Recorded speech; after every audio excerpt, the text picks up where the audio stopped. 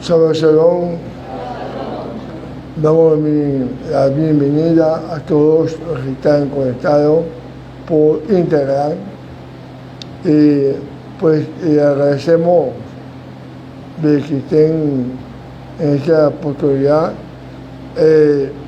escuchando la disertación de la palabra de esta semana de Balibás, de la comunidad judía de Jacob en Caracas, Venezuela.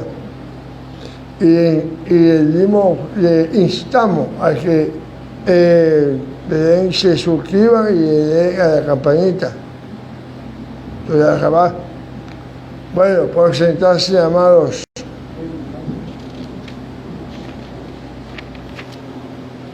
Hoy vamos a comenzar un nuevo ciclo de lectura. Estas lecturas están condensadas en el libro llamado Bamidbar, conocido por Números. La primera lectura de la porción que corresponde a este Shabbat lleva por nombre justamente Bamidbar, que traducido literalmente significa en el desierto.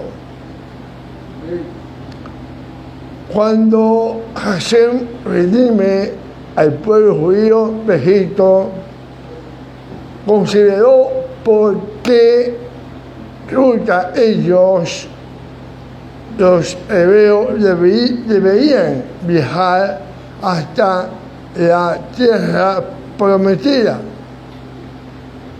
El camino más directo hacia la tierra prometida lo conducía a través del territorio filisteo, pero alternativamente Hashem podía conducirlo a través del desierto rodeando la tierra filisteas. ¿Por qué Hashem ordenó a los judíos tomar la menos aconsejable y la más larga ruta? La explicación dada es que, entre otras consideraciones, Hashem no permitió a los hijos de Israel pasar por territorio filisteo, porque los filisteos eran adoradores de ídolos. El Eterno quiso eximir a los hijos de Israel de ver las imágenes y objetos idólatras que estaban ubicados por donde quiera de la tierra, en aquella tierra. A pesar de sustentar y proteger aquella masa de gente, aquella masa del pueblo de judíos, aquella vasta nación emigrada de Egipto hacia la deshabitada y peligrosa región, iba a requerir que Hashem realizara muchos milagros. Aún así, Hashem resolvió el viaje a través del desierto a fin de huir de un culto idólatra. El culto filisteo estaba entonces relativamente en un alto nivel.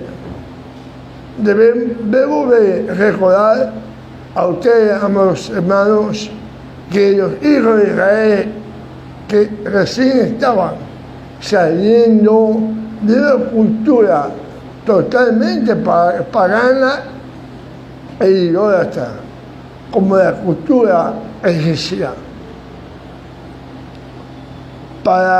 En su mayoría, durante tantos años, habían sido parte de ellos.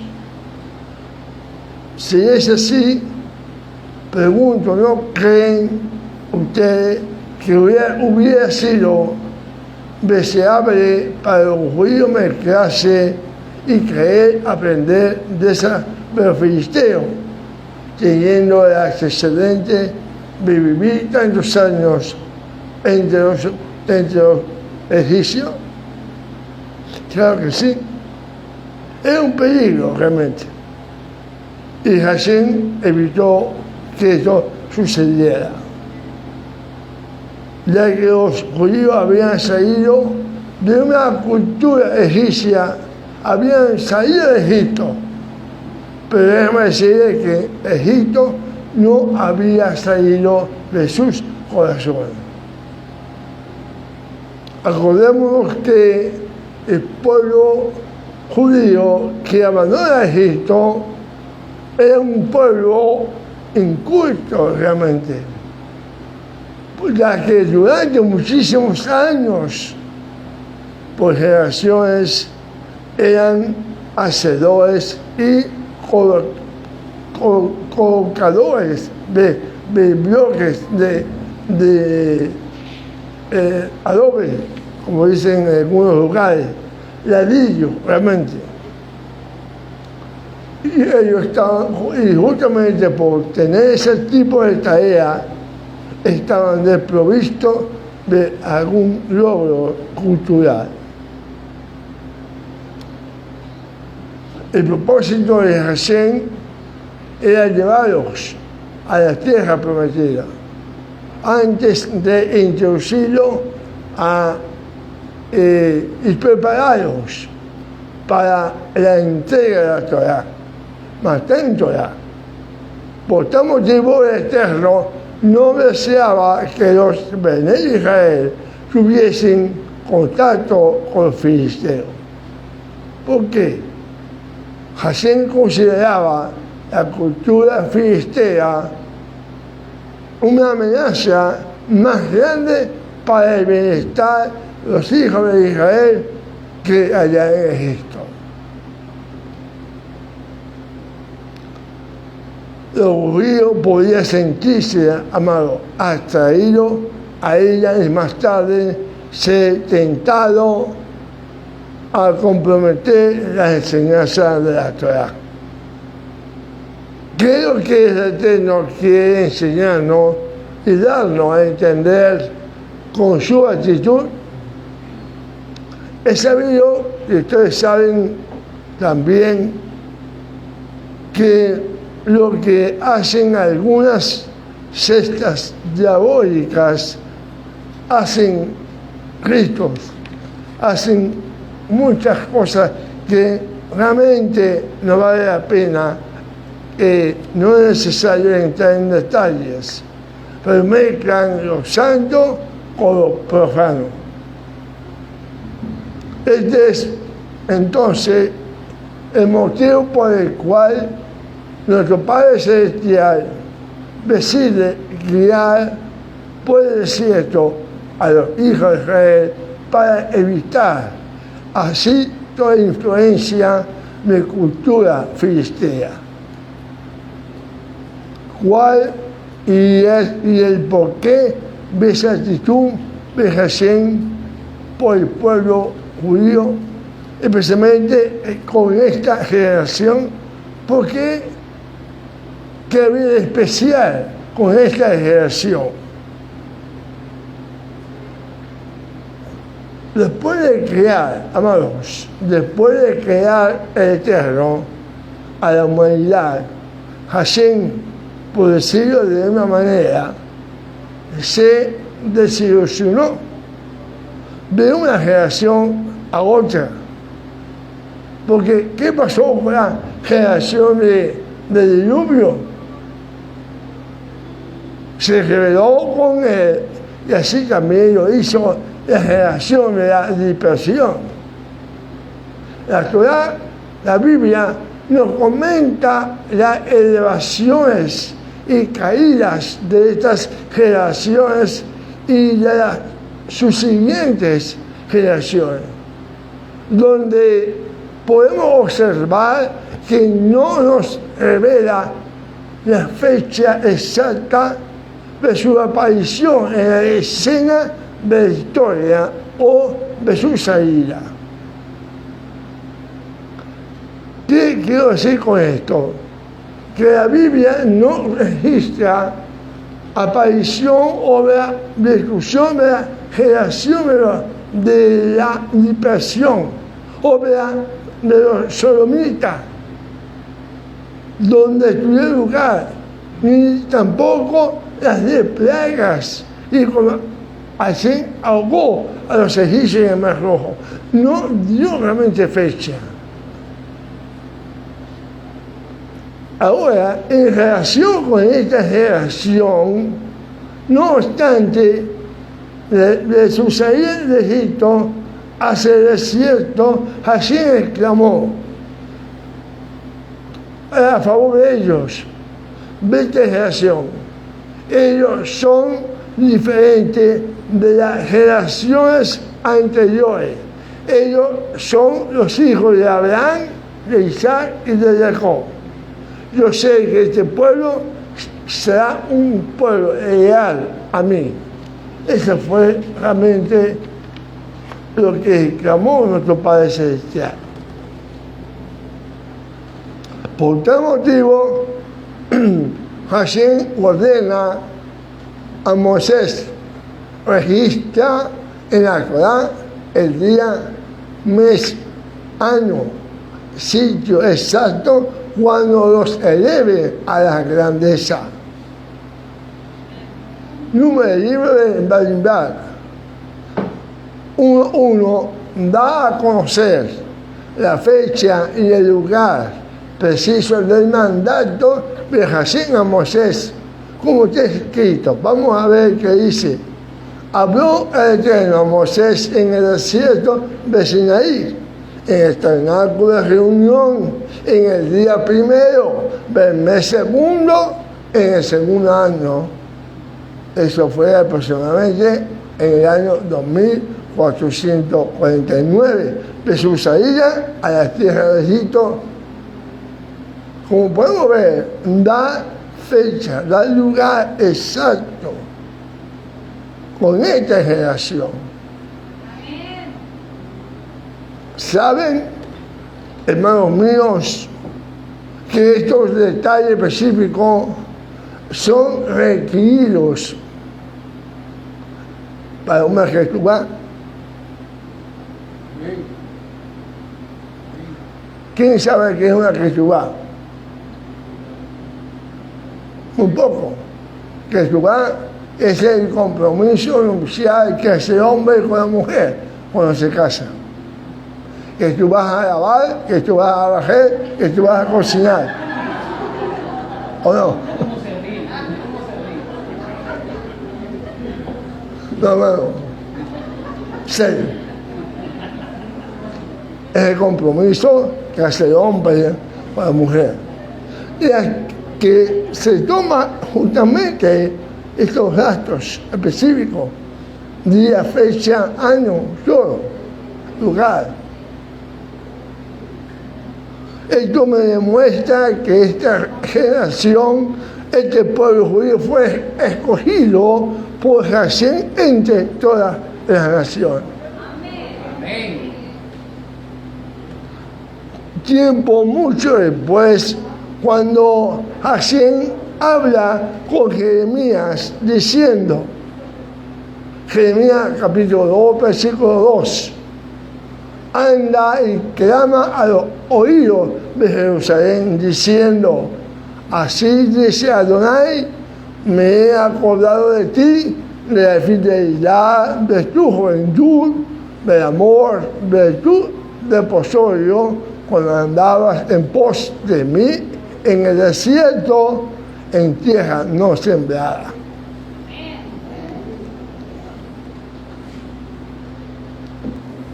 Permiso.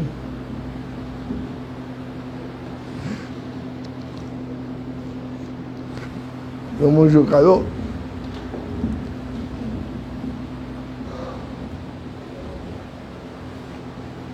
Las palabras Bamibar, Sinaí o Sinai, en el desierto de Sinaí, Hashem va a conocer que coge este lugar como adrede para entregarnos su Torah, sus instrucciones divinas. Se dice que hay varias razones por las cuales Hashem coge un desierto que a una tierra habitada. Prefirió el desierto que a una tierra habitada. Entre ellas, las razones son: si Hashem entrega la Torah en tierra habitada, puede ser que sus habitantes podrían alegar una relación especial con la Torah. Hashem habla a los judíos en el desierto, tierra de libre acceso, con el propósito de incluir a todo judío que tiene una parte y obligación en la Torah, y por ayudar a todo aquel semejante al judío. Al revelar Hashem la Torah en el desierto, nos enseñó que al fin de volverse grande en estudio, uno debe hacerse a sí mismo como un desierto. Esto sería como sin dueño. Esta palabra, que es la palabra hebreo que, ¿verdad? Al igual que un desierto es libre, así debemos de ser nosotros, debemos de ser humildes. Humilde es la conciencia de la propia pequeñez de uno. Repito, humildad es la conciencia de la propia pequeñez de uno. Es una virtud necesaria para tener crecimiento en el estudio de la Torah. Hablando de humildad, muchas veces, yo he hablado muchas veces de humildad. Muchas veces pensamos que una persona humilde es aquella que es una persona, como dicen acá en el gol venezolano, gafa, tonta, por decirlo de una manera, que es una persona que todas las demás la engañan, que le meten el dedo en la boca. Una persona humilde, amado, déjame decirle, una persona humilde es una persona que disfruta la vida. Sí, disfruta de la vida sin importar sus circunstancias materiales. En cambio, una persona vanidosa es insatisfecha con su vida. La persona vanidosa está completamente convencida de que Hashem y las demás personas están en deuda con ella, por su talento, por sus contribuciones o por sus méritos. Pero ¿qué pasa con una persona con estas características? Que si no está suficientemente recompensada con reconocimiento, incluso con dinero, esta persona sufre de descontento y frustración. Y por supuesto no estará de acuerdo con usted ni con nadie, obviamente. Otra ventaja de una persona humilde a una persona activa, que los vaivenes de la vida se resienten más en una persona activa que en una persona humilde. la que era humilde puede vencer los problemas, inconvenientes y situaciones desagradables de la vida. La altiva no. Una persona humilde hace amigo de verdad. Una persona increíble no, ya que la vanidosa, por su vanidad, la persona vanidosa, por su vanidad, no puede perdonar a aquellos que la ofendan, que les pueden ofender. O las tratan con deferencia. Por todas estas causas, será dificultoso llevarse bien con las demás personas. Volviendo al punto del estudio de que debemos ser como un desierto, también implica que un judío de estar listo para sacrificar ciertas cosas antes que la Torah. Una característica adicional del desierto es su vaciedad, el vacío. El intelecto de un creyente y estudioso de la Torah debe ser como el desierto, libre de elementos extraños. Cuando las personas que vienen para acá, que vienen de un trasfondo diferente al nuestro, debe ser así, como el desierto, libre de elementos extraños, para que pueda asimilar lo que está recibiendo acá. Antes que los pensamientos de la Torah puedan enraizarse en él. Yo soy de lo que creo que una persona vanidosa no está en sí misma. Primero, yo, y segundo, yo. Es una persona como yo. ¿Ok? Es una persona individualista que solo piensa en sí misma. Y la otra persona me importa un comino. Esa persona que no piensa en la colectividad, yo considero que es una persona inmadura. Una persona que es individualista, no piensa en la colectividad, es una persona inmadura. Una persona inmadura solo piensa en sí misma. Es señal de no ver más allá de su nariz. No tiene amor, porque el amor no busca lo suyo.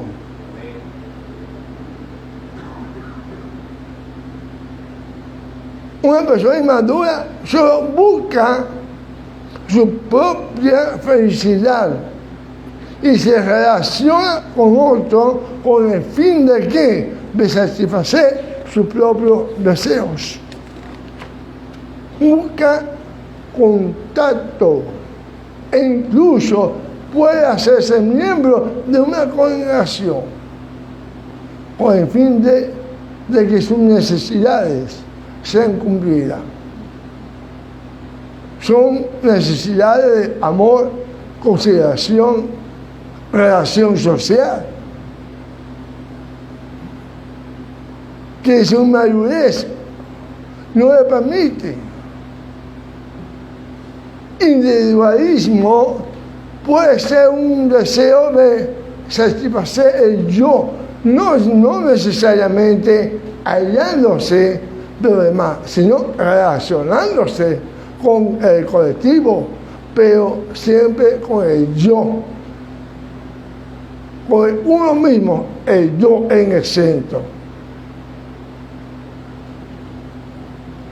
El comunismo, no voy a hablar de política, pero hay un ejemplo, el comunismo, déjeme decirle que tomó un principio divino para llevar a cabo una visión equivocada. El principio del predominio del colectivo sobre el individuo.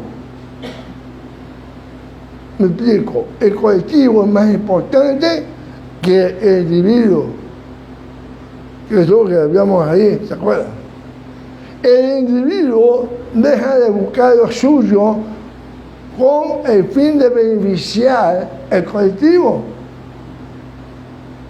Así se fortaleció el movimiento comunista y llegó a tener mucho poder durante un tiempo. Porque el fin no era ese, era enriquecerse un grupo, por lo demás no. No porque su visión haya sido correcta, sino porque la manera de llevar a cabo la visión se basó en un principio divino. Si una persona aprende a considerar el colectivo como más importante que ella misma, podrá llegar a formar, junto con otros que tienen el mismo pensamiento, un cuerpo tremendamente potente. Trabajar en grupo es algo muy importante para el desarrollo del reino de los cielos. Aquí, amados, debemos de trabajar colectivamente para el reino de los cielos. Pero déjame que hay alguno que no tiene esa, ¿cómo es la frase? De posesión, que no tiene identidad de pertenencia, como si esto no fuera de ellos. Si ven, se le antoja al niño o al jovencito con un lápiz y rayar los asientos, su madre o su padre lo permiten. No tiene la identidad de pertenencia. Esto es de ustedes, amado. Es todos ustedes. Debemos trabajar en grupo. Es algo muy importante, amado, para que podamos desarrollar el reino de Dios. Este principio no lo estoy diciendo yo, lo podemos ver en el libro de los Hechos. En el libro de los Hechos. En esta pareja encontramos un equilibrio correcto entre el individuo y el colectivo. Cada uno fue contado, dice la palabra.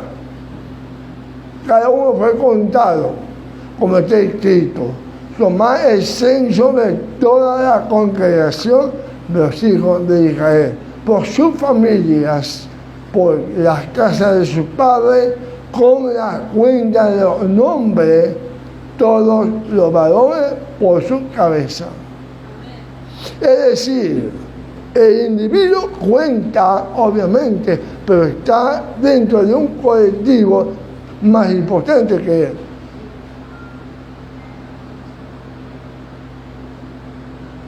¿Quién está conmigo? Para que Israel pueda seguir adelante, los individuos tendrán que aprender a aportar al colectivo todo lo necesario para que se mantenga unido y prospere. Vamos a ver si seguro.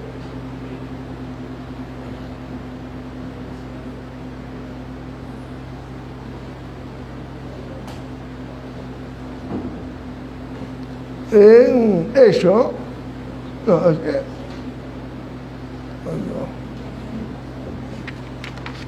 bueno, vamos a ver, si no, lo paga. Porque el libro de los Hechos capítulo 2, 44,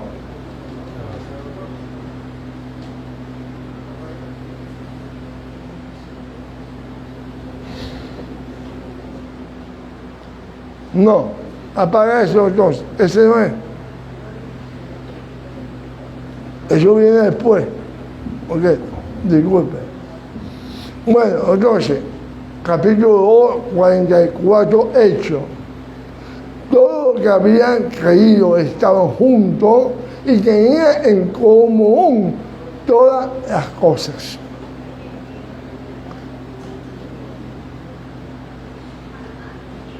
Hechos 4:32 al 37. Mucho después.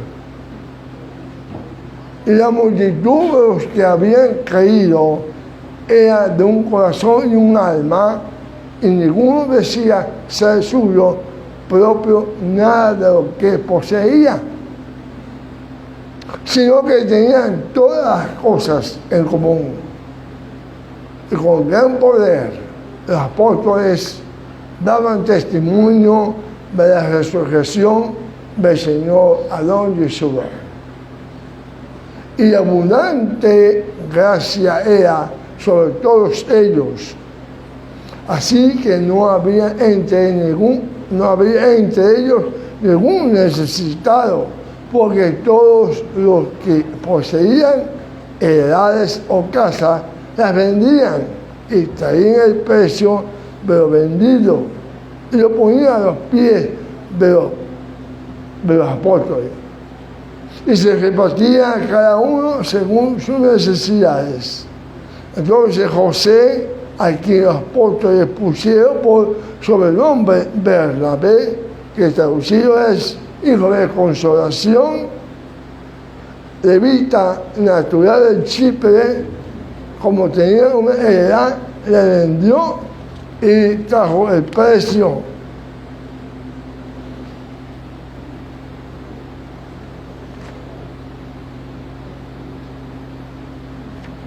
Y por la mano de los apóstoles se hacían muchas señales y prodigios en el pueblo y estaban todos unánimes en el pórtico de Salomón.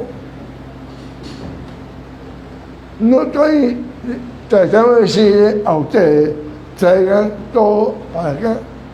No. No. Tengan sentido de pertenencia, amado. No que estoy diciendo, ven a su casa y la echen en el apoyo. No. Hazme shalom, que Dios me libre. Pensar de esa manera.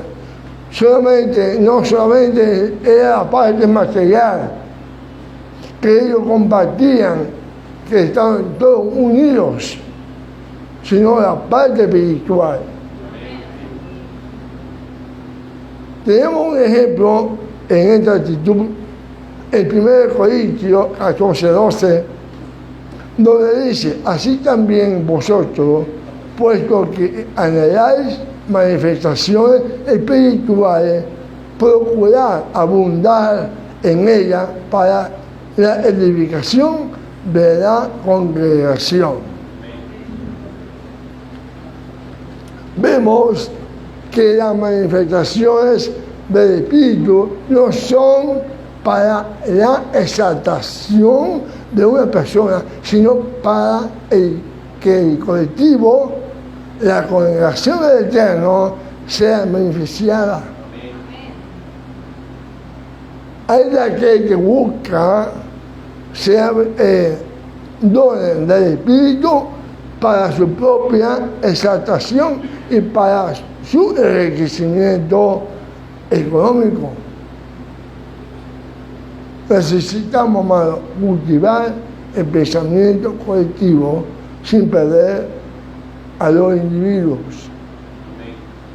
Debemos negarnos a sí mismos por causa del reino de Dios, para que el reino de Dios prospere por medio de mi aportación.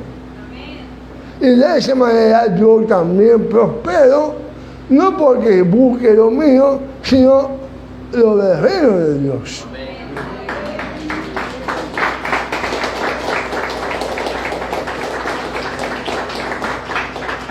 Nadie se hace rico a costa de los demás, sino todos nos hacemos ricos porque somos parte de un colectivo rico que ha aprendido a beneficiar a los individuos por igual.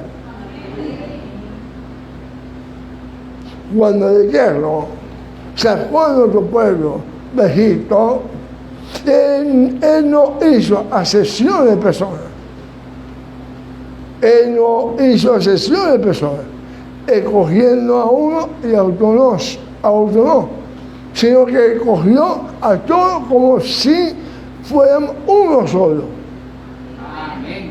Que todos tuvieran la oportunidad de salir de este lugar donde estaban siendo maltratados, quizá uno más que otro, pero se sentía como si fuera uno solo. Estamos tratando, amado, de hace tiempo para acá, salir de acá. Y hay un obstáculo que es el pago del impuesto. El dinero de la compra está, pero no hemos podido ni siquiera reunir la décima parte de lo que cobran el impuesto. Ni el 10%, amado. Y el llamado fue para todos, no para Abraham, para Nogia, para todos. Porque debo decir, no porque Nogia, Abraham tenga sentido de pertenencia a ellos solos, no, los tenemos todos. ¿O no? Amén. Amén. Así que hay poco. Bueno. A pesar de que Hashem nos trata individualmente, Él nos ve unidos a otros, entrelazados como la manga de David.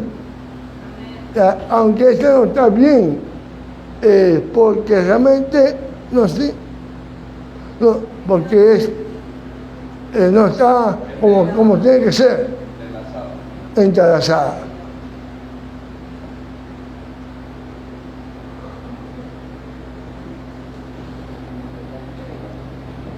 Así nos ve nuestro Padre como la estrella de David.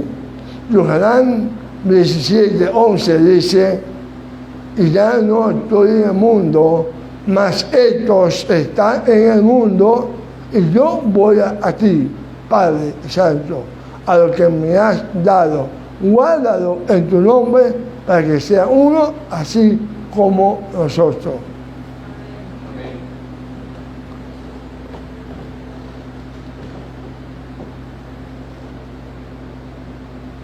Quisiera que se pusiera de pie, amado, y que todo aquí ha sido, le han echado alcohol. O sea, la mano la tiene desinfectada. Así que no hay temor de que se puede tomarse la mano cada uno, de uno al otro, para hacer una oración, amado. Avino Shema Shemai, Padre nuestro que estás en los cielos. En estos instantes queremos pedirte que ponga en nosotros el sentir de unidad, de armonía, de comprensión los unos por los otros. Quita, Señor, toda apatía, toda falta de amor y todo lo que no viene de ti. Llénanos a través de tu Espíritu Santo de ese amor sobrenatural que solo tú puedes dar y que así unidos, como estamos en esta forma simbólica, puedan estar nuestros corazones en el nombre de Yeshua HaMashiach. Amén. Ahora sí, puede sentarse, amado. Ahora, quiero pedir también que repitan conmigo esta oración que vamos a ir, aquí se proyectar para que la hagamos al unísono, ¿verdad? Fuertemente. Entonces, repiten conmigo. Señor Padre mío, queremos estar unidos como un solo cuerpo. Hemos recibido tu palabra que el mundo conoció. Guárdanos de todo mal y santifícanos en tu verdad. Hemos creído en tu Hijo Jesús Mashiach, el cual es uno en ti, como somos nosotros uno en él. Amén.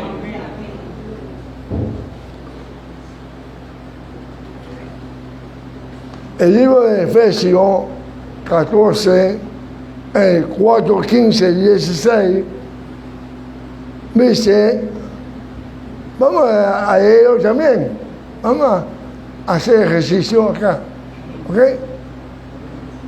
Sino que siguiendo la verdad en amor, crezcamos en todo aquel que es la cabeza, ello es Mashiach, de quien todo el cuerpo, bien concertado y unido entre sí por todas las coyunturas que se ayudan mutuamente, según la actividad propia de cada miembro, recibe su crecimiento para ir edificándose en amor. Baruch Hashem.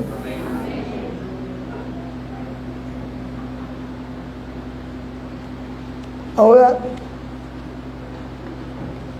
en esta segunda parte, quiero hablar de cómo trabajar unidos. Amado, cada uno de nosotros tenemos dones y talento que el Eterno nos ha dado. Cuando ponemos a la disposición de nuestro Padre estos dones y talentos para el reino de Dios, y lo ponemos en práctica dentro de nuestra comunidad, lo ponemos a trabajar. Es así, entonces, cuando empezamos a crecer y a crecer y a crecer de muchas formas y de muchas maneras. Vamos a leer este pasaje de Mateo que dice, porque el reino de los cielos es como un hombre que yendo lejos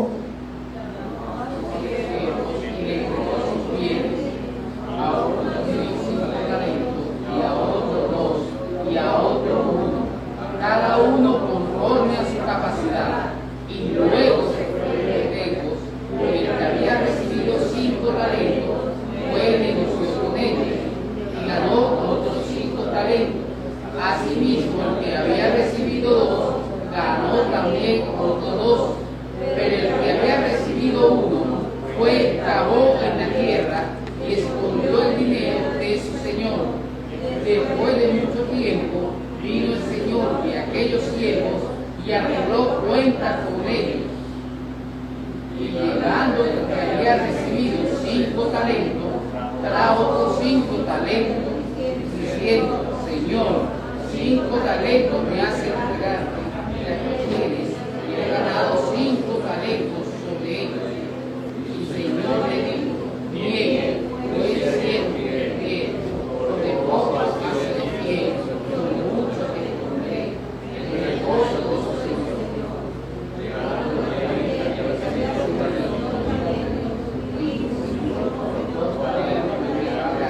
Aquí tiene.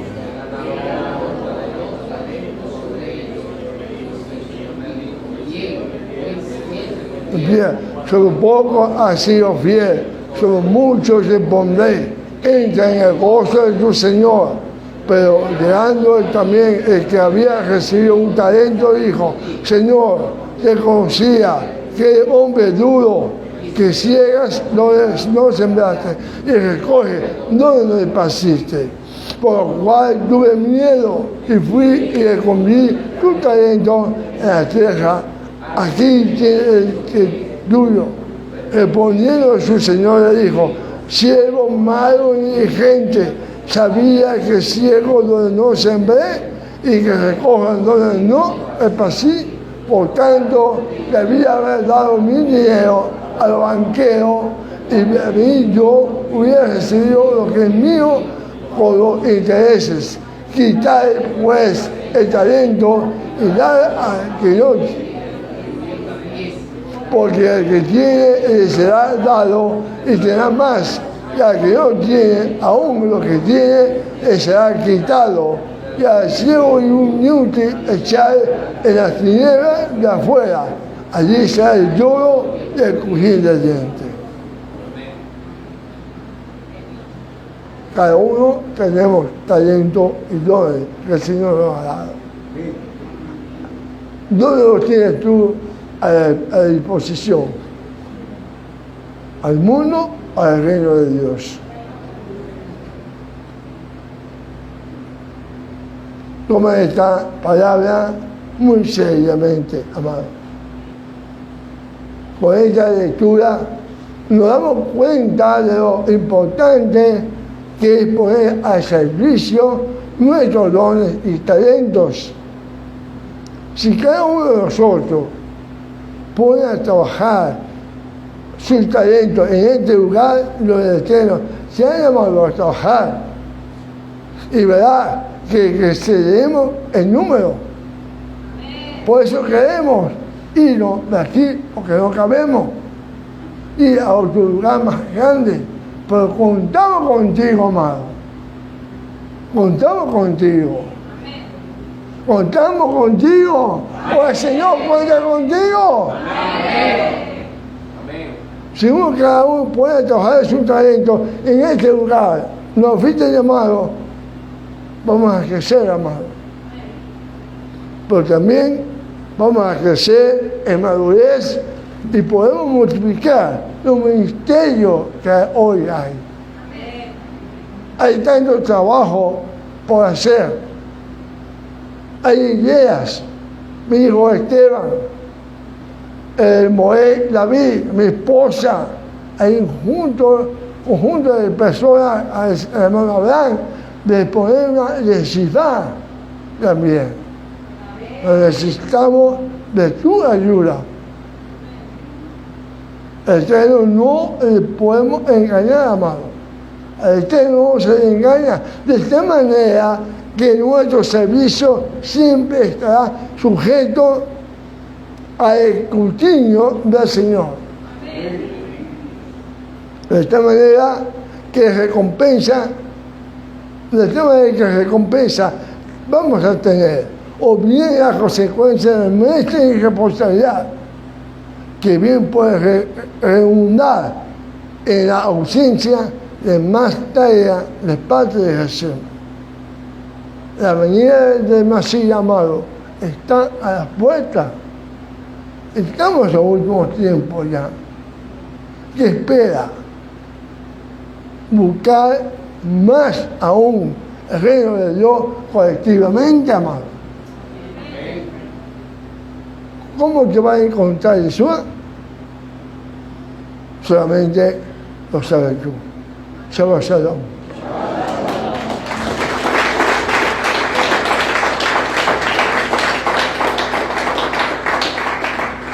Doy gracias por a los que están conectados en Instagram. Muchas gracias por su paciencia y Shabbat Shalom.